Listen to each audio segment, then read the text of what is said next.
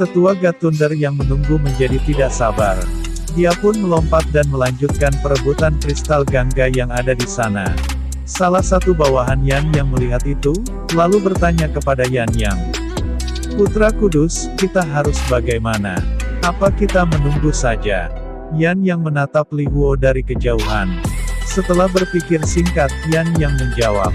Kita cari tempat lain, untuk sekarang kita tidak perlu sampai bertarung untuk mendapatkan kristal gangganya.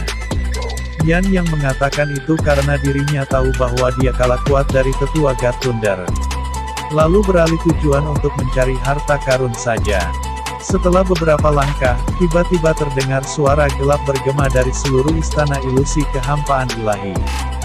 Karena kalian masuk ke istana ini, maka kalian harus mengikuti aturanku. Aku takkan segan-segan bagi siapapun yang melanggarnya. Mereka yang menerobos masuk ke aula belakang, keluar. Aula istana ilusi kehampaan ilahi mulai bergetar hebat, lalu kemudian, mengancam mereka semua. Kalau tidak, hanya kematian yang akan menunggu. Dengan suara gema yang keras dan aura membunuh yang kuat, menyebabkan semua orang yang ada di sana menjadi tertekan. Neili tidak tahu apa yang coba dilakukan oleh istana kehampaan ini.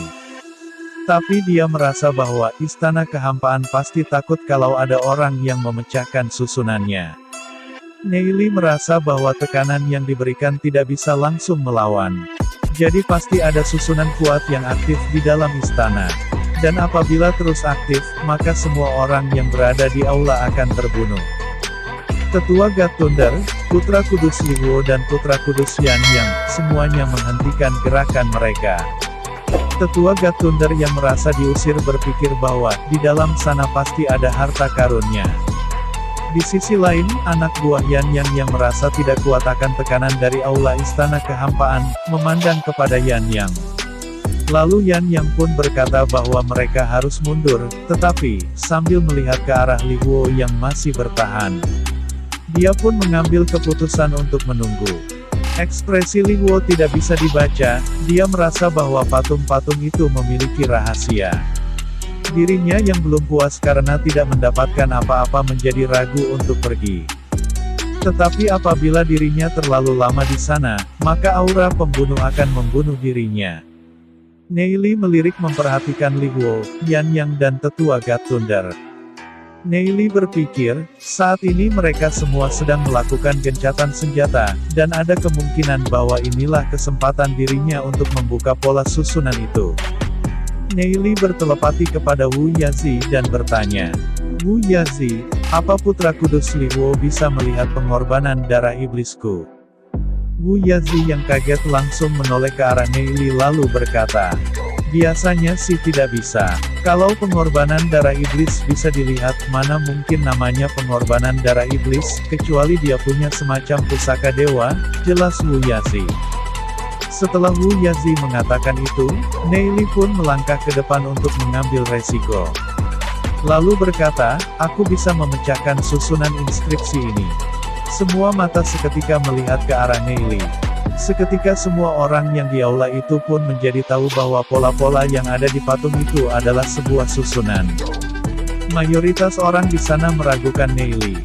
Mana mungkin seorang bocah Heavenly Fate bisa memecahkan sebuah susunan yang bahkan Putra Kudus Li Huo pun tidak bisa memecahkannya. Yan yang mendengar itu pun melihat Neili dan jadi teringat kepada anak muda yang dia temui di Sakte Bulu Ilahi. Putra Kudus Li Huo menatap Neili dengan diam, setelah itu berkata, kau cobalah. Neili yang mendapatkan persetujuan menganggukkan kepala, lalu melangkah ke samping Li Huo. Neili yang melihat pola di patung-patung itu berkata, aku yakin kalau semuanya bisa melihat kalau hajat istana ilusi kehampaan tidak ingin kita memecahkan susunan ini. Kemungkinan dia sedang menyiapkan jebakan lagi untuk kita. Jadi aku punya satu permintaan terlepas dari apa yang akan terjadi pada kita selanjutnya. Untuk saat ini jangan ada yang saling dendam. Tetua God Thunder yang mendengarnya berkata dia setuju, karena alasan dia ke sana hanya untuk mencari harta karun. Lalu, Yan Yang pun setuju dengan permintaan Neili. Karena, dia tahu kalau dia tidak bisa mengalahkan Li Huo. Kemudian Li Huo pun ikut menjawab kalau dia tidak akan melawan mereka.